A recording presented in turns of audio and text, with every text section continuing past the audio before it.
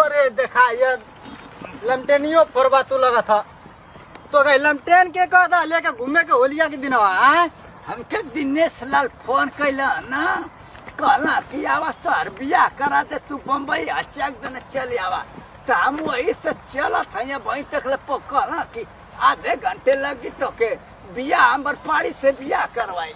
बम्बई हाँ करे के ना एकदम से तो के बम्बई के कह देला फोन करके तू हमार पाली दिनेश फोन कर देना तो के बियाह करे खातिर बम्बई 4 दिन का रास्ता पता है तो के पहले तो टिकट ना मिली 4 दिन का रास्ता तू जाता बियाह करे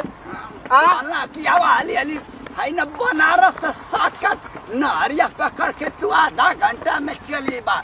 नहीं तो बा हमका तू बम्बई छोड़ जाना था शुभ मुहूर्त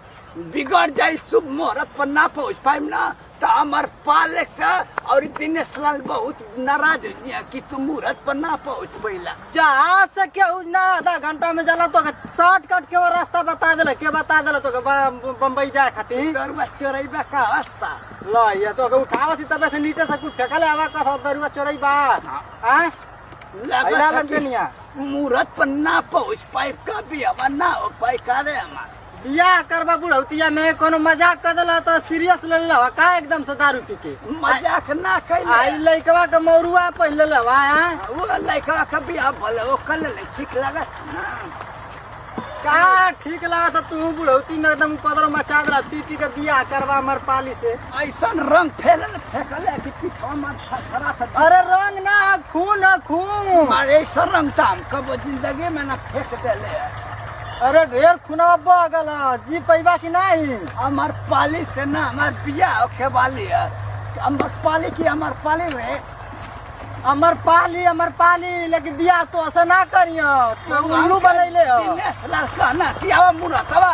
हट जाई ना मुहूर्त पर पहुँचबा तो बर्बाद हमें ऐसे रथ करे रथवा कुल ना कैला कहना होली में बुक ना पैदल चाहिए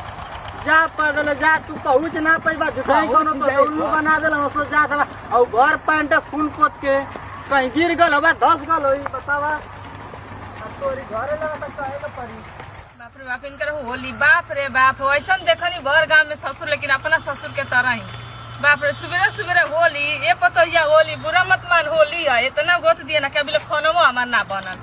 आई बताओ पियला में कुछ नहीं खाची ना तो अबे होश में रहता ना तो कहतन की दूर है डोंट टच मी बाप अरे ना भाई हम ना तू तो हम लोग चलाती घेरने वाला राउंड में नहीं ठीक है